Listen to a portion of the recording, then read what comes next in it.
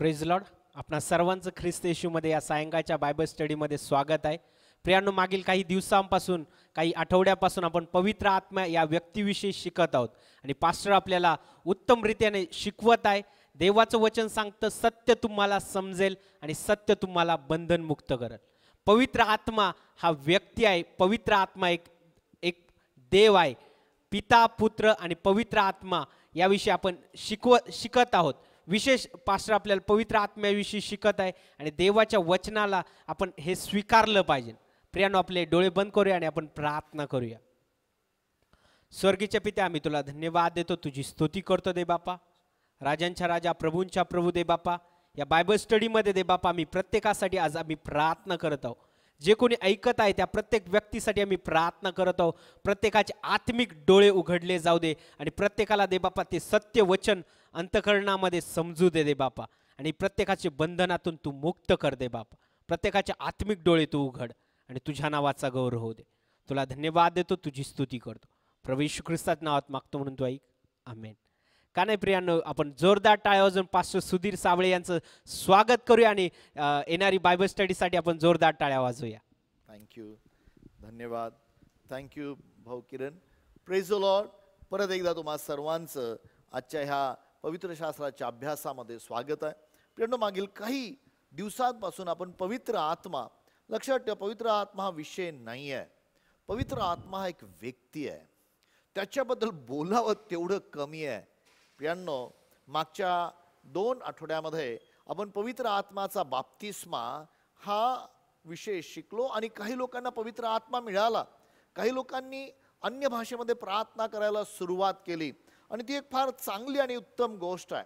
प्रियांनो, आज मी तुम्हाला सांगते एक महत्त्वाची गोष्ट बोलणार आहे आणि ती म्हणजे पवित्र आत्मा आणि शेवटचा काळ. तेवढंच नव्हे, तर पवित्र आत्म्याच्या द्वारे अन्य भाषेत आम्ही का बोललं गेलं पाहिजे याबद्दल तुम्हाला माहिती आहे. पण परत एकदा काही गोष्टी तुम्हाला मी आठवणीत घालवू इच्छितो आणि त्या गरजेच्या आहे, कारण त्या तुम्हाला माहीत असणं, जेव्हा तुम्हाला समजतात त्यावेळेस त्याचं कार्यात आपण टाकतो.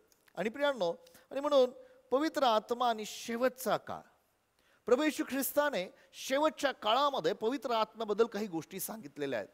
आता काही लोक म्हणतात पवित्र आत्मा फक्त प्रेषितांच्या काळामध्येच उपयोगी होता, तो बोलला आणि मग पवित्र आत्म्याद्वारे पवित्र शास्त्र लिहिलं. 100% खरं आहे की पवित्र आत्म्याद्वारे पवित्र शास्त्र लिहिलं गेलेलं आहे. पण प्रियांनो, पवित्र आत्मा देवाने काढून घेतला नाही. ज्या वेळेला पवित्र आत्मा काढून घेतला जाईल त्यावेळेस मंडळी जी आत्म्याने भरलेली आहे ती त्याच्याबरोबर वर उचलली जाईल, हे विसरू नका प्रियांनो. कारण बायबलचं वचन आम्हाला स्पष्ट सांगतं की जोपर्यंत त्या ख्रिस्त विरोधाला जो अडखळण करणारा आहे तो ह्या जगामध्ये उपस्थित आहे, तोपर्यंत ख्रिस्त विरोधी प्रगट होणार नाही. तो निश्चितच लवकर प्रगट होईल, पण त्या अगोदर हा जो कृपेचा आत्मा आहे तो वर उचलला जाईल, तो काढला जाईल. पण प्रभू येशू ख्रिस्ताने शेवटच्या काळामध्ये पवित्र आत्म्याबद्दल काही महत्त्वाच्या गोष्टी सांगितलेल्या आहेत. किंवा ज्यावेळेस तुम्हाला अधिकारांसमोर येण्यात येईल आणि तुम्हाला काही महत्त्वाच्या गोष्टी बोलाव्या लागतील त्यावेळेस तुम्हाला कोण मदत करेल ह्याबद्दल काही गोष्टी लिहिलेल्या आहेत. आपण वाचूया प्रियांनो. पवित्र आत्मा आणि शेवटचा काळ, लुकाचा शुभवर्तमानाचा 21वा अध्याय 14 आणि 15 वचन आपण वाचणार आहोत. लुकाचं शुभवर्तमान याचा 21वा अध्याय आणि 14 आणि 15 वचन. तेव्हा उत्तर कसे द्यावे याविषयी आधीच विचार करावयाचा नाही, असा मनाचा निर्धार करा. कारण मी तुम्हाला अशी वाचा व बुद्धी देईन की तिला अडविण्यास किंवा तिच्या विरुद्ध बोलण्यास तुमचे कोणीही विरोधक समर्थ होणार नाहीत. फार महत्त्वाची गोष्ट आहे. मी तुम्हाला अशी भाषा आणि अशी वाचा देईन की तुमचे कोणीही विरोधक बोलण्यासाठी समर्थ होणार नाही. ही गोष्ट जी आहे आम्हाला पाहायला मिळतं ज्यावेळेस स्तेफनाला धोंडमार करण्यात आली त्याच्या अगोदरच्या काळामध्ये. त्याचं जे भाषण जर तुम्ही वाचाल ते इतकं प्रखर होतं की बायबलचं वचन जेव्हा तिथलचे लोक ऐकत होते त्यांच्या अंतःकरणाला ते झोंबलं. त्याचा चेहरा अगदी तेजस्वी प्रकाशित असा दिसला आणि ह्या ठिकाणी 14 आणि 15 दोन्ही वचन वाचले का? आणि त्या ठिकाणी अजून आपण एक काम करूया. लुकाचं शुभवर्तमान याचा 12वा अध्याय 11 आणि 12 वचन वाचूया. लुकाचं शुभवर्तमान याचा 12वा अध्याय 11 आणि 12 वचन. जेव्हा तुम्हास सभा, सरकार व अधिकारी यांच्या समोर नेतील, तेव्हा कसे व काय उत्तर द्यावे किंवा काय बोलावे याविषयी काळजी करू नका. याविषयी विचार करू नका, काळजी करू नका. स्वतःच्या बुद्धीमध्ये आता मी काय जाऊन उत्तर देणार आहे, मी काय करणार आहे. प्रियांनो, ज्यावेळेस हा मी येतो त्यावेळेस जे देवाच्या आत्म्याचं कार्य तिथं थांबलं जातं. स्वतः त्याची काळजी करू नका, कारण त्या ठिकाणी त्यांनी काहीतरी सांगितलं. वाचा पुढं वचन. हा, कारण तुम्ही काय बोलावे ते पवित्र आत्मा त्याच घटकेस तुम्हाला शिकविल. त्याच घटकेस तुम्हाला शिकवेल. पवित्र आत्मा ती त्या घटकेला तुम्हाला शिकवेल. म्हणजे पवित्र आत्मा हा सातत्याने तुमच्या बरोबर आहे. इनफॅक्ट प्रभू येशू ख्रिस्ताने सांगितलं की मी जातो आणि पवित्र आत्मा तुम्हाला तो सर्व काही शिकवेल. तो तुम्हाला सर्व शिकवेल. तो पवित्र शास्त्रातली वचनं तुम्हाला शिकवेल. तो देवाच्या वचनं तुमच्या अंतःकरणामध्ये लिहून काढेल. प्रियांनो, बऱ्याच वेळा बरेचसे लोक या वचनाच्या कार्याकडे दुर्लक्ष करतात, आत्म्याच्या कार्याकडे दुर्लक्ष करतात. प्रियांनो, लक्षात ठेवा, देवाचा आत्मा हा देवबापाने आम्हा सर्वांना दिलं. येशू ख्रिस्तानी आम्हाला वचन दिलं की तो म्हटला, पहा मी जातो, मी पित्याकडे जाईन, मी त्याला विनंती करेन, तो तुम्हाला दुसरा कैवारी म्हणजे तुमचा सहाय्य करणारा मदतगार पाठवेल. त्याने तुम्हाबरोबर सदा सर्व काळ राहावे म्हणून तो तुम्हाला पाठवेल. आणि आम्हाला माहिती आहे, तो म्हणतो की मी तुम्हाला अनाथ असं सोडणार नाही. मी तुमच्या बरोबर येईन, मी तुमच्याकडे येईन, मी तुमच्या बरोबर असेन. प्रभू येशू ख्रिस्ताने फार महत्वाची गोष्ट सांगितली. प्रियांनो, जर तुम्ही योहानाचा शुभवर्तमानाचा 6वा अध्याय आणि 63, मी काल त्याच्यावर खूप वेळ मनन करत होतो त्या वचनावर. योहान कृष्ण शुभवर्तमानाचा 6वा अध्याय आणि 63 वचन. मला सांगू द्या की येशू ख्रिस्तानी त्याच्यावर खूप काही गोष्टी आम्हाला समजावून सांगितल्या. पहा तो काय म्हणतो. आत्मा हा जिवंत करणारा आहे. तो म्हणतो, समजावून सांगतो, आत्मा हा जिवंत करणारा आहे. देहापासून काही लाभ नाही. देहापासून काही. पण प्रियांनो, मी तुम्हाला एक गोष्ट सांगतो, ह्या शेवटच्या काळामध्ये देहाला एवढं महत्व दिलं जातं, भावनेंना एवढं महत्व दिलं, देहाला. आम्ही प्रत्येक जण आम्ही देहामध्ये आहोत, ही रियालिटी आहे. पण याचा अर्थ असा नाही आहे की देहामुळे काही फायदा होणार आहे. पण हे जे त्या प्रभू येशू ख्रिस्ताचं जे बोलणं आहे ते आम्हाला किती उमगलेलं आहे, ते आमच्या जीवनात किती समजलेलं आहे. आम्ही आमच्या देहानेच प्रभूची सेवा करतोय का? त्या शेवटच्या काळामध्ये आम्हाला असं वाटतं का की मी माझ्या स्वतःच्या देहाने हे करणार आहे? पेत्राला वाटलं, पेत्र म्हणाला की प्रभूजी सर्व तुला सोडून जातील पण मी तुला सोडणार नाही. प्रभू येशू ख्रिस्ताला माहित होतं की हा जो देह आहे तो अशक्त आहे. आणि प्रभू येशू ख्रिस्ताने सांगितलं, पेत्रा तू मला 3 वेळा नाकारशील. आणि ते सत्य झालं, त्याचं भविष्यवाणी सत्य झालं. कोंबडा आरोहण्या अगोदर मला 3 वेळा तू मला नाकारशील. येशू ख्रिस्ताने त्याला सांगितलं, तर हे पेत्रा तुला मी सांगतो, देह आत्मा उत्सुक आहे रे, आत्मा पण देह अशक्त आहे. पण बऱ्याच वेळा आम्ही ही जीवन जगत असताना काय करतो, आम्ही आत्म्याने सुरू करतो आणि आमच्या देहामध्ये चालायला सुरुवात करतो. आम्हाला असं वाटतं की आता आम्ही आत्म्याने भरलेलो आहे, आता मी माझ्या देहाने कार्य कर. आम्हाला वाटतं, देवबापा तुम्हाला आत्म्याने भरलेलं, आता आत्म्याने मला तू उभं कर, आता तू काळजी करू नका, मी करेल. नाही प्रियांनो, एक गोष्ट लक्षात ठेवा, तुम्ही आणि मी जोपर्यंत ह्या देहाला मरत नाही, ह्या देहाच्या गोष्टी नाकारत नाही, जोपर्यंत आम्ही देहाला थांबवत नाही, हा जो देह आहे ह्या देहाला म्हणत नाही की बाबा आता तुला नाही शक्य, आम्ही आमच्या देहाने सेवा करायचा प्रयत्न करतो. आम्ही आमची बुद्धी त्यामध्ये आणण्याचा प्रयत्न करतो. आम्ही अरे त्या पालकांनी, त्या सेवकांनी किंवा त्या लोकांनी असं केलं म्हणजे मी असं करेन. आम्ही त्या देवबापाकडे जात नाही. देवाच्या आत्म्या आम्हाला समजत नाही, आम्हाला कळत नाही. ज्यावेळेस यहोशुआच्या जीवनामध्ये ती परिस्थिती दिली, त्यांनी स्पष्ट सांगितलं आम्ही ते पात्र नाहीये आणि आम्हाला कळत नाही काय करावं. तेव्हा देवाचा संदेश त्याच्याकडे आला, विश्वास ठेवा, देव तुमच्यासाठी युद्ध करणार आहे. आणि मग त्यांनी स्वतःला समर्पित केलं. त्यांनी योद्ध्यांना ठेवण्यापेक्षा याजकांना नेमलं स्तुती करण्यासाठी आणि युद्ध जिंकलं. जोपर्यंत आम्ही स्वतः प्रियांनो हा देह येशू ख्रिस्त समजावून सांगत आहे. इनफॅक्ट त्या 6व्या अध्यायामध्ये येशू ख्रिस्त सांगत की मी वरून आलेली भाकर आहे, मी मान्ना आहे. ह्या ठिकाणी आम्हाला माहिती आहे की त्या ठिकाणी फार मोठा चमत्कार घडला होता. 5000 लोक अन्न खाल्ले होते आणि त्यानंतरचं हे संभाषण आहे. आणि मग ते म्हटले अरे जसं येशू त्या ठिकाणी ते म्हटले की जसं मोशेने मान्ना दिला तसं आम्हाला स्वर्गातून मान्ना तू दे म्हणजे आम्ही तुझ्यावर विश्वास ठेवेल. येशूला माहित होतं की हे मनुष्य फक्त खाण्याच्या मागे जाणार आहेत. त्यांना खाणं पिणं आवडतं, त्यांना देहाच्या गोष्टी पाहिजे आहेत. आणि येशू ख्रिस्ताला माहित होतं हे फक्त बोलणार आहेत. त्यांना किती मोठे मोठे चमत्कार केले तरी ते माझ्या मागे येणार नाहीत.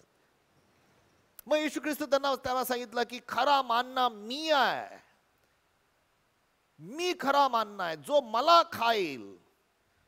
आणि मग ते भयानक चिडले. त्यांना असं वाटलं की आता ह्याचं काय मटण खायचं का, म्हणजे कॅनिबल म्हणजे मनुष्य खाणारे लोक आम्हाला बनायचं का.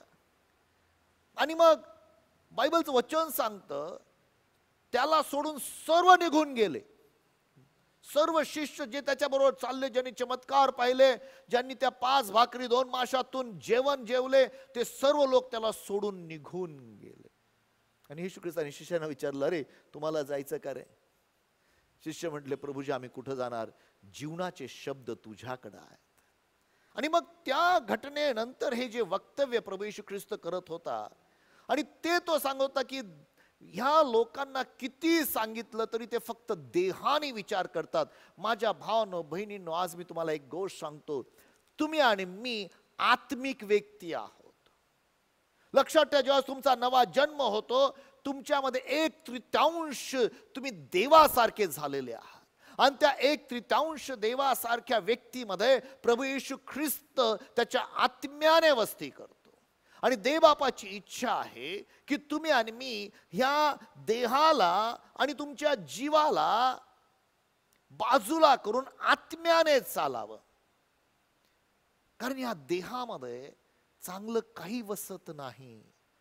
हा देह सर्वदा ह्या जगाच्या गोष्टीकडे ओढलेला आहे.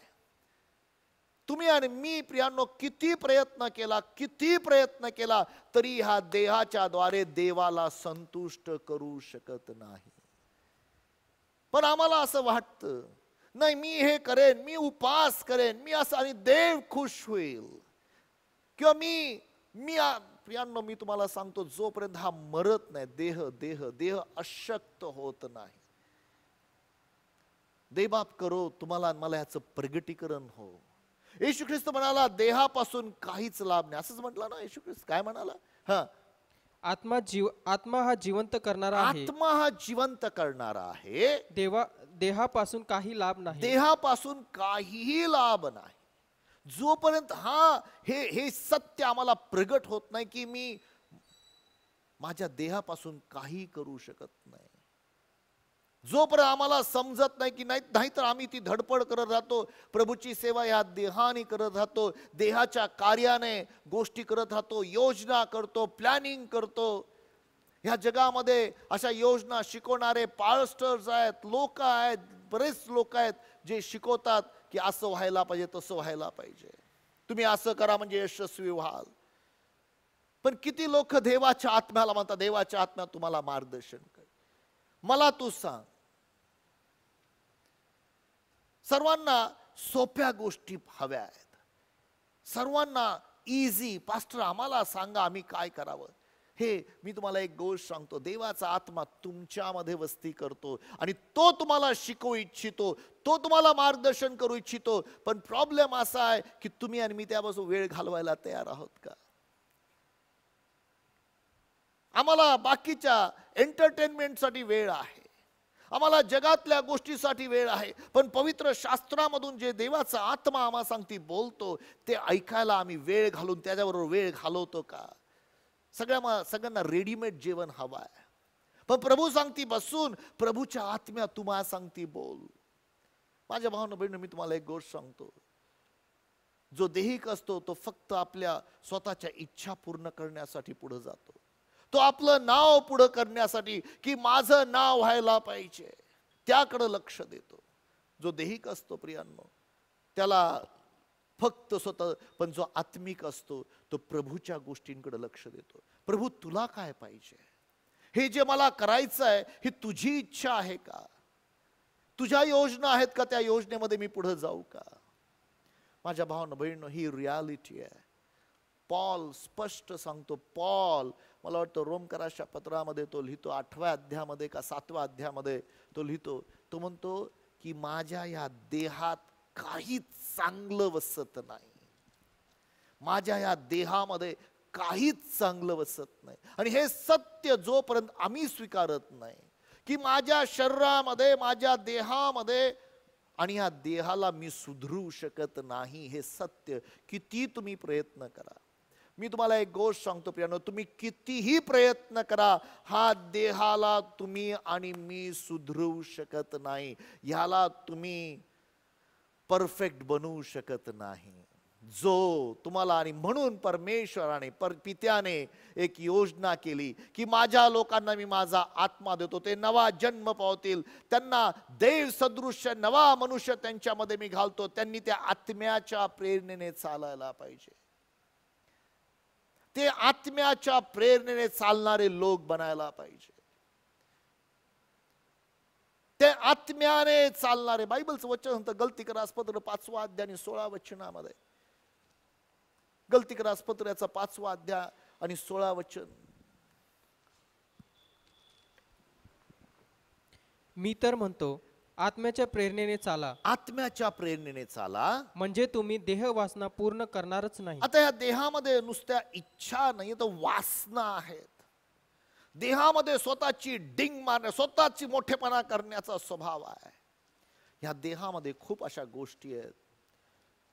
ह्या देहामधल्या बऱ्याचशा गोष्टी आहेत प्रियांनो, ज्या आम्ही त्याचा अभ्यास करू शकतो, पण काही वर्ष लागले मला समजण्यासाठी.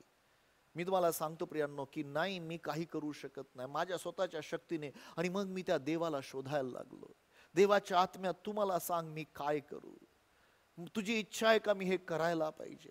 आणि जेव्हा जेव्हा प्रियांनो देवाच्या आत्म्याकडून ऐकून जेव्हा एक एक पावलं मी करायला लागलो, ज्यावेळेस मी पुढे पावलं टाकायला लागलो, त्यावेळेस त्या ठिकाणी प्रभूचं यशस्वीता आलेली मला पाहायला मिळाली. मी तुम्हाला सांगतो प्रियांनो, मी अपयश पाहिलेले आहेत, मी मोठमोठे अपयश पाहिले आणि आम्हाला वाटलं की अरे किती चांगली योजना आहे, हे अद्भुत आहे, हे घडू शकतं, हे व्हायला पाहिजे, ह्याला घडणारच. आणि ते अपयश झालेलं मी पाहिलं, कारण ते देवाच्या आत्म्याकडून थांबून वेळ घेऊन प्रार्थना करून, त्यासाठी वेळ नाही मिळत. कधी कधी आम्हाला असं वाटतं की प्रत्येक गोष्ट सहज मिळायला पाहिजे. कितीतरी लोक आम्हाला फोन करतात किंवा आमच्या घरी, पास्टर तुम्हाला काही दिसलं का हो, तुम्हाला काही दिसतं का? त्या लोकांना प्रियांनो तुम्हाला सांगतो, त्यांना प्रभू नकोय, त्यांना त्यांचा प्रॉब्लेम सॉल्व्ह झालेला पाहिजे. ह्या ठिकाणी जे भाकरवरून मागत होते, मान्ना मागत होते, त्यांना खरं प्रभू नको होता, त्यांना त्या क्षणी तेवढा फक्त भाकर खाण्याची इच्छा होती. भाकर खाण्याचं त्यांना इच्छा होती, भाकर खाऊन ते तृप्त होऊ इच्छित होते. बस आम्हाला भाकर द्या, बस झालं. आणि प्रभूला माहित होतं, आणि प्रभू म्हटलं की मी खरा मान्ना आहे, वरून आलेली वरची जी भाकर आहे ती मी आहे, तुम्हाला माझं मांस आणि माझं रक्त खावं लागणार. आणि ते त्यांना अडखळण झालं, ते त्यांना येशूला सोडून निघून गेले, कारण ते देहाचा विचार करत होते. त्यांना वाटलं की आता याची अंगठी, त्याचं करंगळी कापावं लागेल आणि आम्हाला. नाही नाही नाही प्रियांनो, तसं नाही आहे. प्रभू येशू ख्रिस्त सांगत होता तुम्हाला ती भाकर आणि तो मेज त्यामध्ये सहभागी आत्म्याने, आणि म्हणून तो देहापासून काही लाभ नाही आहे. आत्मा, आत्मा. पुढे ते वचन वाचा ना, 6 अध्यायाचं 63 वचन. मी जी वचने तुम्हाला सांगितली आहेत ती आत्मा व जीवन अशी आहेत. ती आत्मा आणि जीवन अशी आहे. जी वचनं मी तुम्हाला दिलेली आहेत त्या वचनाचा अभ्यास करा, त्या वचनामध्ये तुम्ही जा, त्या वचनाला देवाचा आत्मा मार्गदर्शन करतो. प्रियांनो, आज मी एवढंच सांगतो की पवित्र आत्मा देवबापाने आम्हाला दिलेला आहे.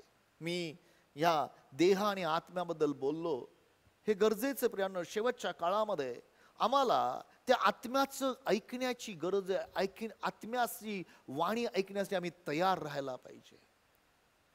त्या आत्म्याची वाणी ऐकणारी आमची हृदय तयार करायला पाहिजे. मी तुम्हाला सांगतो, ह्या देहाच्या सर्व कृत्यांना शेवट येणार आहे. पॉल सांगतो, तो म्हणतो की ख्रिस्त हाच पाया आहे, त्याच्याशिवाय दुसरा कुणी पाया घालू शकत नाही. पण काही लोक त्याच्यावर घर बांधतात आणि त्या घर बांधणाऱ्या लोकांबद्दल सांगितलेलं आहे. काही लोक सोन्याने बांधतात. जर तुम्ही हे आता ते वाचायला वेळ नाही आपल्याजवळ, पण पहिले करंथीकर अशा पत्रामध्ये गेलात तर तुम्हाला ते 3ऱ्या अध्यायामध्ये वाचायला मिळेल. काही लोक सोन्याने बांधतात, काही लोक मोलवान पाषाणाने बांधतात आणि काही लोक रुपयाने बांधतात.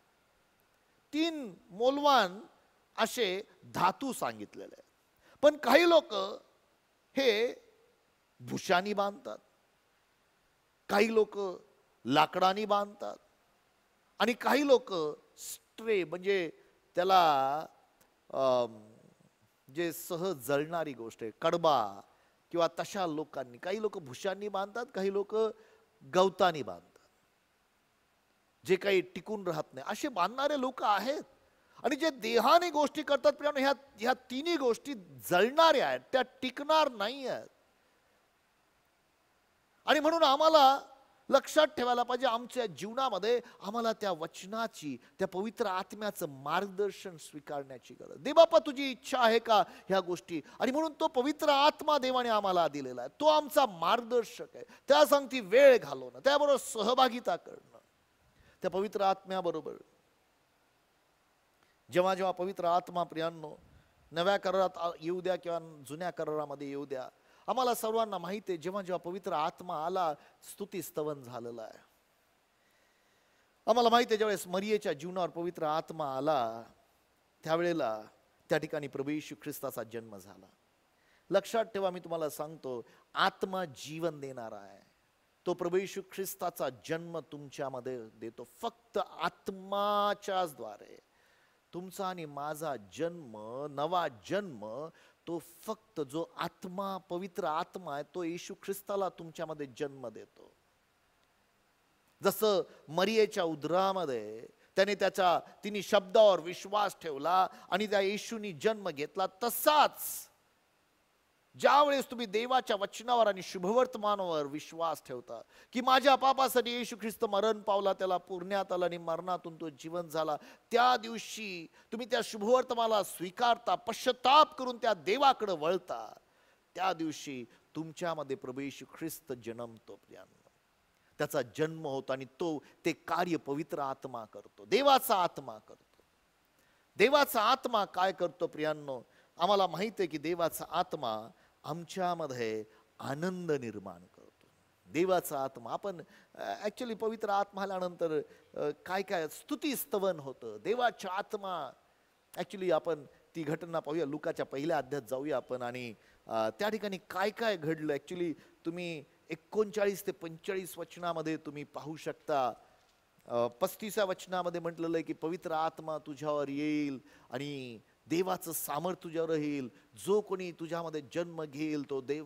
त्या अशी भविष्यवाणी झाली आणि ती म्हटली, मी प्रभूची दासे, तुझ्या शब्दाप्रमाणे मला हो, वगैरे वगैरे. आणि मग त्यानंतरची घटना आपण 41 वचन वाचूया. मला वाटतं ती त्या ठिकाणी योहान बाप्ती एलिझाबेथला भेटायला गेली आणि 41 वचन काय पहा. तेव्हा असे झाले की अलिशिबेने मरियेचे अभिवादन ऐकताच तिच्या उदरातील बाळकाने उडी मारली. व आलिशिबा पवित्र आत्म्याने परिपूर्ण झाली. ऐका प्रियांनो, पवित्र आत्म्याचं कार्य काय? जॉय, आनंदाने उडी मारणं. आज तो आनंद तुमच्यामध्ये, तो आनंद कोणी काढू शकत नाही. तुमच्या देहाला वाटत, आणि हा देह तर दरवेळेस फसवणार आहे. मी तुम्हाला सांगतो, आमच्या भावनेमध्ये आम्हाला फसवणार आहे. नाही, मी दुःखी झालो, मी असं झालो. मी लोकांना सांगतो प्रियानो, तुमच्या आत्म्यामध्ये जो आनंद आहे, शांती आहे, प्रीती आहे, जी सहनशीलता आहे, ते सदा सर्व काळ ती कोणीच काढून घेऊ शकत नाही. पण कधी कधी आम्ही आमच्या देहामध्ये चालतो आणि मग आम्हाला दुःख वाटतं आणि आम्ही निराश होतो, आम्ही भावनिक बनतो. काही गोष्टी घडल्या नाहीत, आम्हाला वाटतं आता संपलं. हा लक्षात ठेवा प्रियांनो, हा बदल आमच्या जीवामध्ये आणि देहामध्ये व्हायला पाहिजे. हा देहामधला बदल फक्त तुम्ही जेव्हा तुमच्या जीवाला बदलता, देवाच्या वचनानुसार त्याचं नवीनीकरण करतात, त्यावेळेस आपोआप देह बदलतो. नाही तर हा देह हा फसवणारा आहे, तो तुम्हाला दरवेळेस निराश ठेवणारा आहे, तो तुम्हाला नाशाकडे घेऊन जाणारा आहे. बायबलचं वचन स्पष्ट सांगतं, जे देहाचं चिंतन करतात त्यांचा नाश होतो, मरण निर्माण होतं. पण जे आत्म्याचं चिंतन करतात, चिंतन कुठं केलं जातं तर ह्या विचारांमध्ये, देहामध्ये. त्यासाठी आत्मा, जीव आणि शरीर याचा अभ्यास करण्याची गरज आहे. मी तर एक व्हिडिओ तयार केलेला, एक शिक्षण दिलेलं आहे, आत्मा, जीव आणि शरीर, स्पिरिट, सोल अँड बॉडी. तुमचा आत्मा तारलेला आहे, पण तुमच्या जीवाच्या तारणाची गरज आहे. कारण हा जीव ह्या देहाद्वारे चालत गेला तर तो निराश होतो, तो भीतो, घाबरतो. आणि मग आम्ही ह्या जगातल्या इतक्या गोष्टी ऐकत असतो आणि ह्या जीवामध्ये ऐकत असतो, आत्मा सामर्थ्याने भरलेला आहे. पण हा जीव ह्या जगातल्या गोष्टी ऐकून देहामध्ये चालतो आणि बऱ्याच गोष्टी प्रियानं आम्ही गमावून बसतो. पण तुम्हाला मी एक गोष्ट सांगतो, म्हणून येशू म्हणतो आत्मा, आत्मा जीवन देणारा आहे.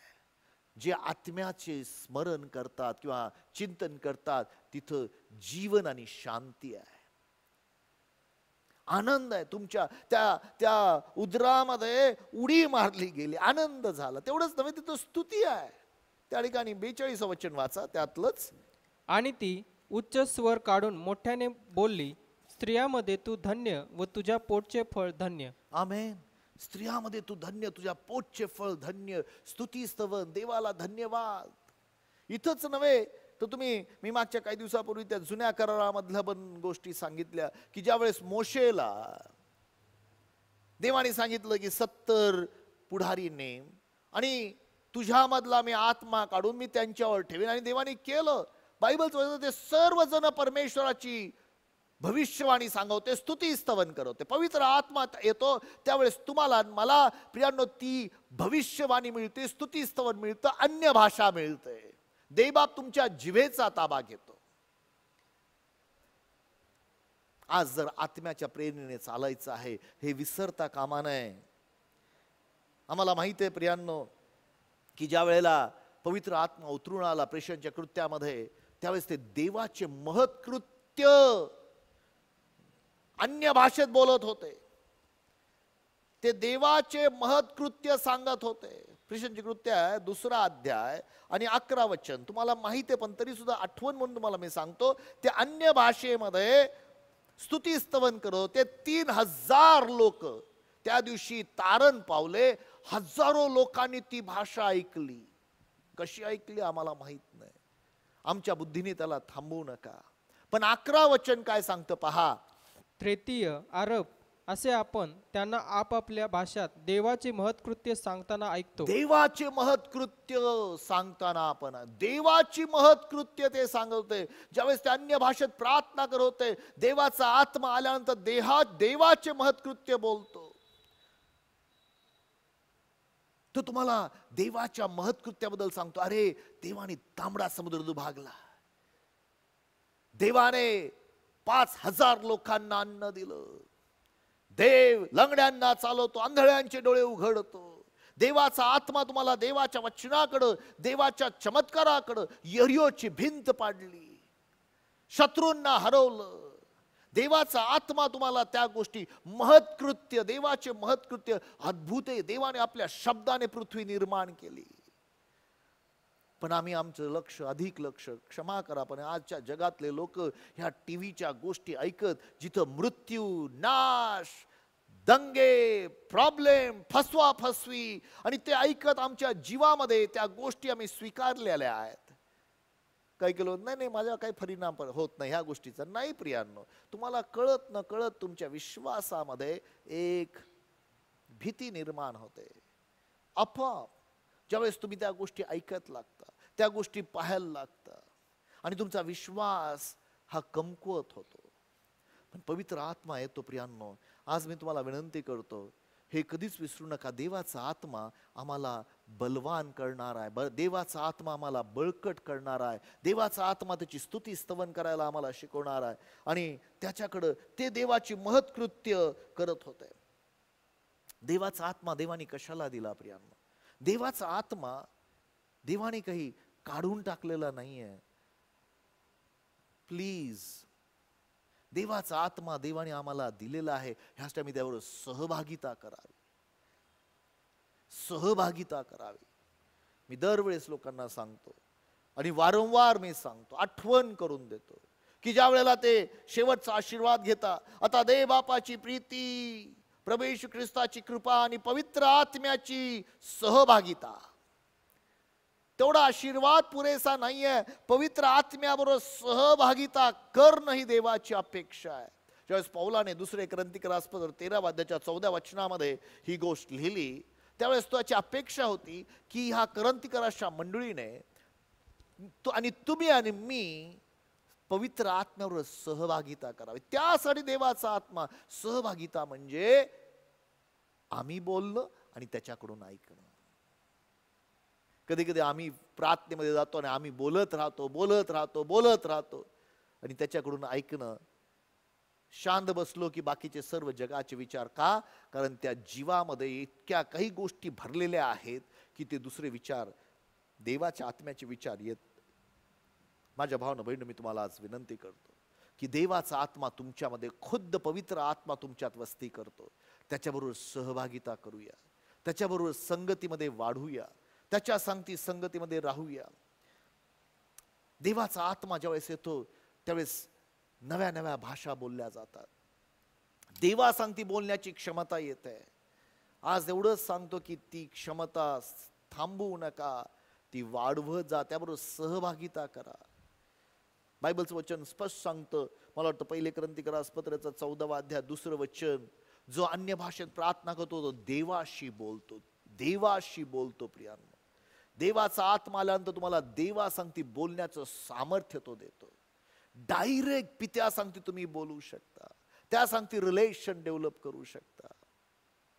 पण कधी कधी काय होतं माहितीये का, की आम्ही देवा सांगती बोलत असताना आम्ही फक्त बोलत राहतो.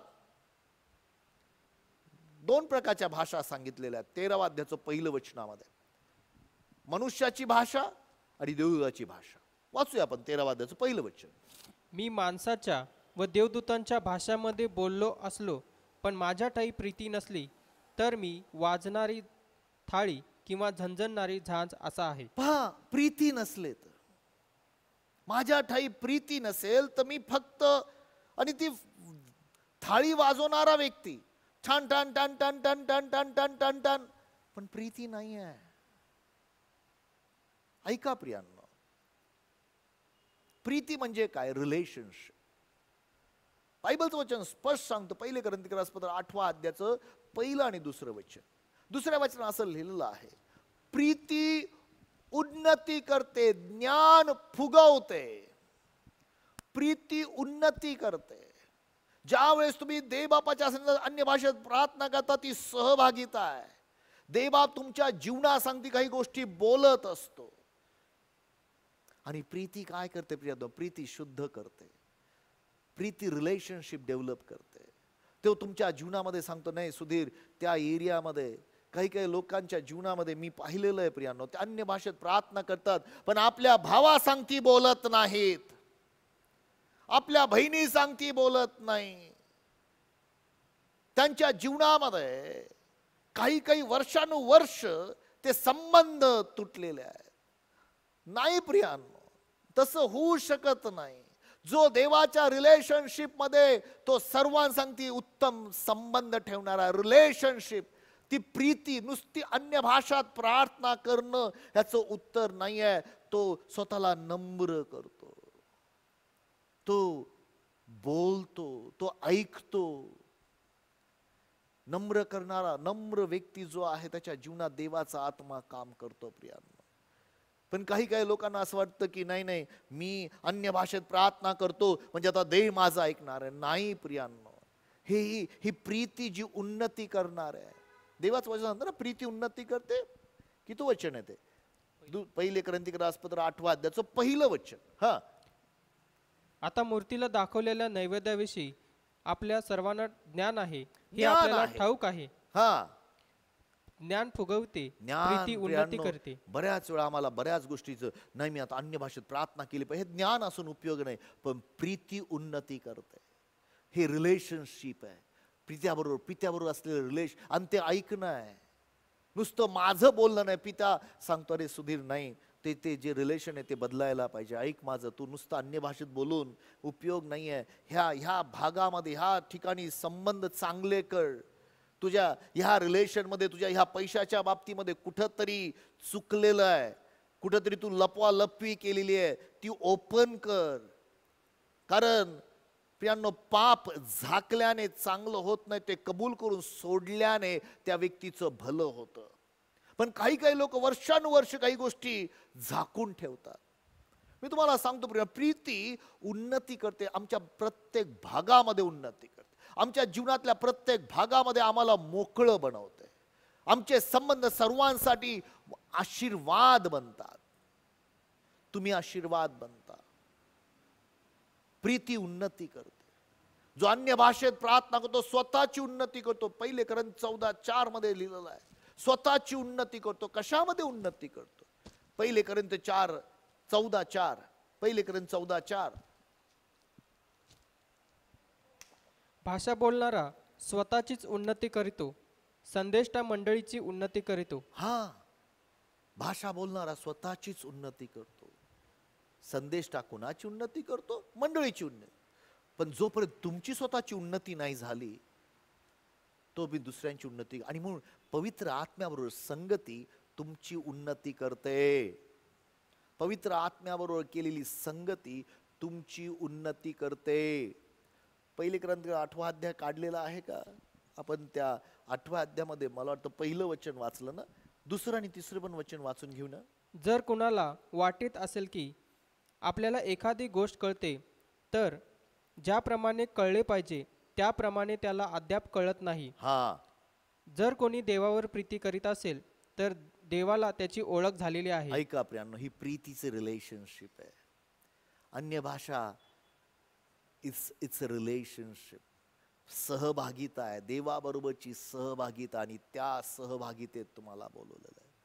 बायबलचं वचन सांगतं, आता ते वाचायची गरज नाही. रोमकरासपत्र 5 अध्यायाचं 5 वचन, देवाने त्याच्या आत्म्याकडून प्रीतीची ओतणी आमच्या अंतःकरणात केली. He has poured his love in our heart. आमच्या अंतःकरणात त्या प्रीतीची ओतणी केलेली आहे. दॅट इज व्हॉट प्लीज लक्षात, हे रिलेशनशिप आहे. पवित्र आत्म्याबरोबर संगत करा, सहभागिता करा, ती प्रीती स्वीकारा. ती प्रीती जेव्हा तुम्ही स्वीकारता, तुम्ही भीतीतून स्वतःला दूर करता. ती प्रीती तुम्हाला देवाच्या गोष्टी, देवाचे पराक्रम, देवाचं सामर्थ्य प्रगट करेल. काही लोक फक्त त्यांना असं वाटतं की मी अन्य भाषेत प्रार्थना केली, मी वचन कबूल केलं म्हणजे माझ्या जीवनात सर्व गोष्टी घडतील. नाही प्रियांनो, देवाचं कार्य करण्यासाठी ह्या आतमध्ये काम घडलं पाहिजे. आमच्या आतमध्ये गोष्टी घडल्या पाहिजे. आमच्या आतल्या भागाला तेवढंच नव्हे तर देव परमेश्वराचा आत्मा तुम्हाला गुज गोष्टी सांगू इच्छितो. आपण 14व्या अध्यायामध्ये आहोत ना, पहिले कोरिन्थीकर दुसरं वचन पहा बरं काय म्हणतं. कारण भाषा बोलणारा माणसाबरोबर नव्हे तर देवाबरोबर बोलतो, कारण ते माणसाला समजत नाही. त्या माणसाला त्या गोष्टी कळत नाही, तो देवाबरोबर बोलतो. तो आत्म्याने गुड गोष्टी बोलतो. आत्म्यात गुड गोष्टी बोलतो. आत्म्यामध्ये गुड गोष्टी बोलतो.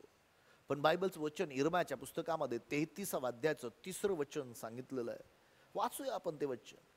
तू मला हाक मार म्हणजे मी तुला उत्तर देईल, आणि तुला ठाऊक नाही अशा गोष्टी मी तुला सांगेन. इर्माया 33:3. मला हाक मार म्हणजे मी तुला उत्तर देईन व तुला ठाऊक नाहीत अशा मोठ्या व गहन गोष्टी तुला तुला सांगेन. रहस्य गोष्टी सांगेन. म्हणजे काय? मी जी अन्य भाषेत प्रार्थना दे बापा, मी जी प्रार्थना, मला त्याचं तू भाषांतर दे. स्वतःसाठी मागा, मंडळीसाठी नंतर. दे बापा त्याचं भाषांतर, आणि थांबा आणि दे परमेश्वर त्याचं भाषांतर तुम्हाला देईल. त्या जे तुम्ही अन्य भाषेत प्रार्थना करता त्याचं तुम्हाला प्रगटीकरण तो तुम्हाला देईल. कारण देवाचं वचन तो तुम्हाला ठाऊक नाही अशा गोष्टी सांगेल. माझ्या भावानं बहिणींनो, पवित्र आत्मा हे आज कार्य करू इच्छितो. कृपया त्याकडे लक्ष द्या. देवाचा आत्मा ह्या शेवटच्या काळामध्ये आम्हाला घडवू इच्छितो. तो आम्हाला ठाऊक नाही. ह्या सर्व गोष्टी तुम्हाला माहिती, फक्त मी आठवण स्मरण म्हणून तुम्हाला सांगत आहे. देवाचा आत्मा हा आनंदाचा आत्मा आहे. लक्षात ठेवा, आम्हाला पवित्र शास्त्र स्पष्ट सांगितलंय. रोमकरास पत्राचा मला वाटतं 14वा अध्याय आणि 17 वचनामध्ये देवाचं राज्य कशामध्ये आहे.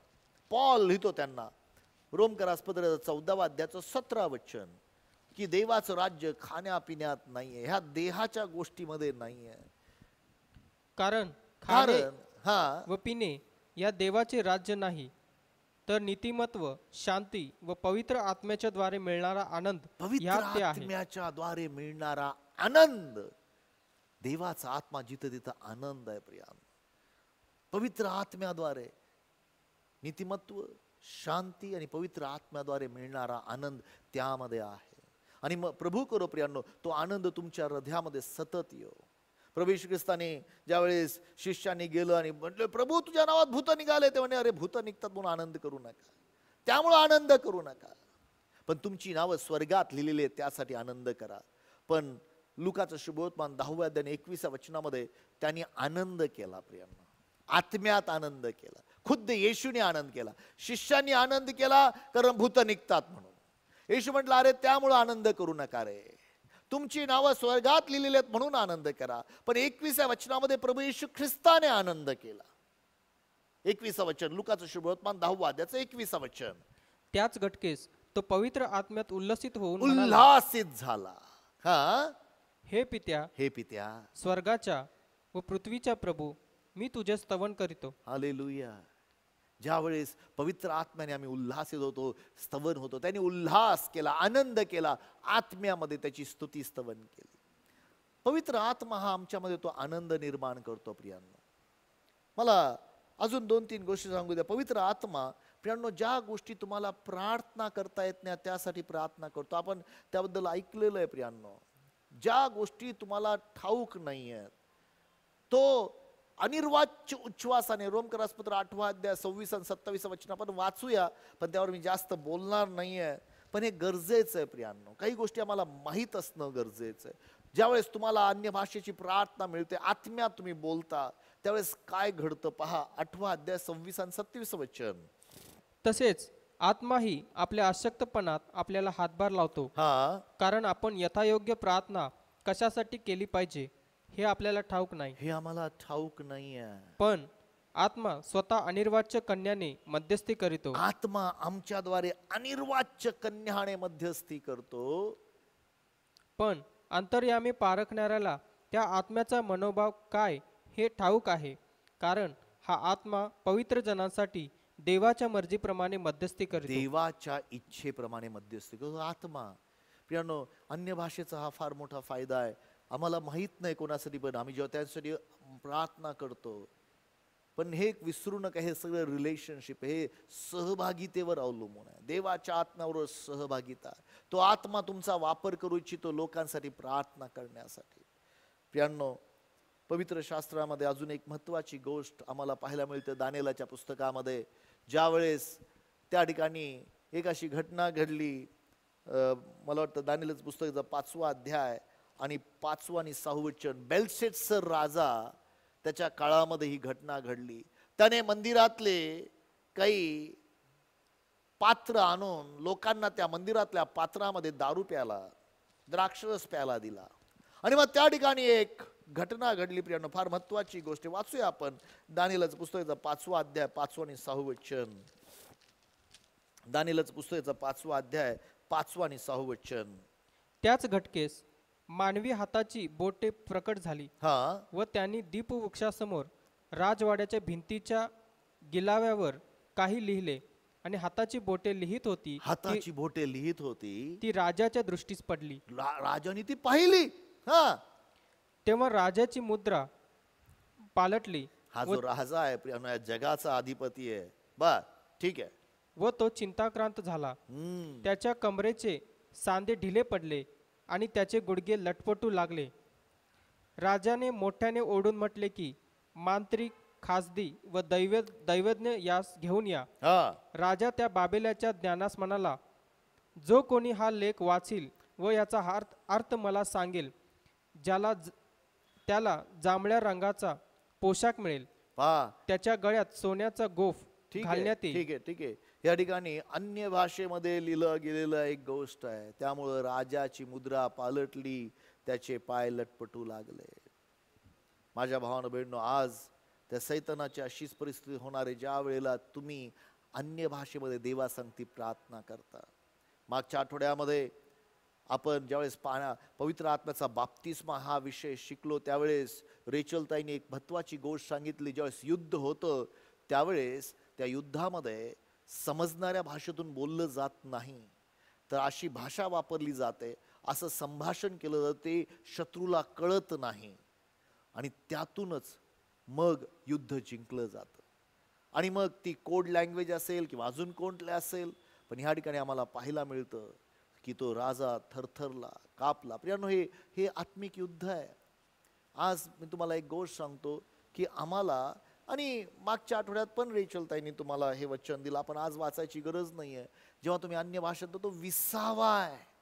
यशाच्या पुस्तकामध्ये 28 अध्याय आणि 11 आणि 12 वचनामध्ये असं स्पष्ट लिहिलेलं आहे की माझ्या लोकांसाठी दिलेला हा विसावा आहे, पण ते लोक ऐकत ना का? ते स्वतःच्या बुद्धीने, देहाने त्यांना चालायला आवडतं. त्यांना असं वाटतं की मी झोपलो म्हणजे मला विसावा. मी म्हणत नाही प्रियांनो, तुम्हाला झोपेची गरज आहे. 7 तास 8 तास झोपा, पण ज्यावेळेस तुम्ही आत्म्या देवापर संगती करता, सहभागिता करता, खऱ्या अर्थाने विसावा मिळतो. प्रभू करो प्रियांनो, आमचे डोळे उघडो. तेवढंच नव्हे, अन्य भाषा आत्म्यात प्रार्थना करणं एक शस्त्र आहे प्रियांनो, आत्मिक शस्त्र आहे. किती लोक ते वापरत नाहीये.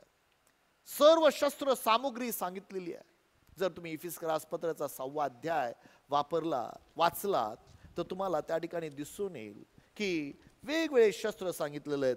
त्यांनी सांगितलेलं आहे, सत्याने कमरबंद कसा, नीतिमत्वाचं उरस्त्राण धारण करा, तुम्ही तारणाचा शिरोटोप घ्या, तुम्ही विश्वासाची ढाल घ्या, तुम्ही पायामध्ये स्वार्थेच्या पायतानं घाला, तुमच्या हातामध्ये देवाचं वचन आत्म्याची तलवार असू द्या. हे 6 शस्त्र सर्वजण घालतात, पण 7वं शस्त्र मात्र जे वचन 18 आहे, कशाला दिलेलं आहे? ते सर्व प्रसंगी. काय म्हटलं 18 वचन? सर्व प्रकारची प्रार्थना. सर्व प्रकारची, एक प्रकार नाही आहे. आभार प्रदर्शनाची प्रार्थना आहे, दोघांनी एकमेकांची मान्यता करून केलेली प्रार्थना आहे, विश्वासाची प्रार्थना आहे, सर्व प्रकारची प्रार्थना व विनवणी करा सर्व प्रसंगी. सर्व प्रसंगी. कुठल्या कुठल्या प्रसंगी? सर्व प्रसंगी आत्म्याच्या प्रेरणेने प्रार्थना करा. आत्म्याच्या प्रेरणेने प्रार्थना. तुमच्या प्रार्थना, माझ्या प्रार्थना आत्म्याच्या प्रेरणेने असल्या पाहिजे. आत्म्याची प्रेरणा म्हणजे काय प्रियांनो? जो बुद्धीने प्रार्थना करतो तो बुद्धीने प्रार्थना करतो, पण जो अन्य भाषेत प्रार्थना करतो तो आत्म्यात प्रार्थना करतो. प्रभू करो प्रियांनो, तुमच्या माझे डोळे उघडव. आणि या शेवटच्या काळामध्ये आम्ही असताना निश्चितच देवाचा आत्मा आम्हाला स्पष्ट सांगतो की शेवटच्या काळात जेव्हा तुम्ही अधिकारासमोर जाऊन उभे राहाल त्यावेळेस अगोदर प्लॅन करू नका, योजना करू नका, तर त्याच घटकेला माझा आत्मा तुम्हाला तुमच्या मुखामध्ये शब्द देईल. पण त्या अगोदर हे कधीच विसरू नका प्रियांनो की आम्हाला आज देखील त्या आत्म्याने चालायचं आहे. आमच्या देहाला मरण्याची गरज आहे आणि आत्म्यामध्ये जीवन जगण्याची गरज आहे. प्रभू करो तुम्हाला आणि मला प्रियांनो, तुम्ही आणि मी त्या आत्म्याच्या प्रेरणेने जीवन जगो. प्रभू तुम्हाला आशीर्वादित करो. God bless you. मी तुम्हासाठी प्रार्थना करू इच्छितो. पित्या, आम्ही तुला धन्यवाद देतो, तुझी स्तुती करतो. बापा, ज्या ज्या माझ्या भावांनी बहिणींनी बापा तुझ्या आत्म्याचं अभिषेक स्वीकारलेला आहे, त्या प्रत्येक भावा बहिणीसाठी प्रार्थना करतो. ज्यांनी स्वीकारला ना त्यांच्यासाठी विनंती करतो की तुझ्या आत्म्याच्या अभिषेकात चालण्यास त्यांना सहाय्य कर. तुझ्या आत्म्याने भरलेलं जीवन त्यांना तू दे. पित्या, त्यांना पवित्र आत्म्याचा बाप्तिस्मा मिळू दे. आणि बापा, आम्ही प्रार्थना करतो की आमचं जीवन हे तुला गौरव देणारं, आत्म्याच्या प्रेरणेने चालणारं असं असू दे आणि तुझा महिमा होऊ दे. पित्या, आम्ही आज आमच्या प्रत्येक भावा बहिणीला तुझ्या हातात दे. तुझ्या आरोग्याचे उपचार त्यांच्या जीवनामध्ये घडू दे आणि तुझा महिमा होऊ दे. तुला गौरव देत, महिमा देत प्रभू येशूच्या नावात मागतो. आमेन आणि आमेन. God bless you. Thank you very much.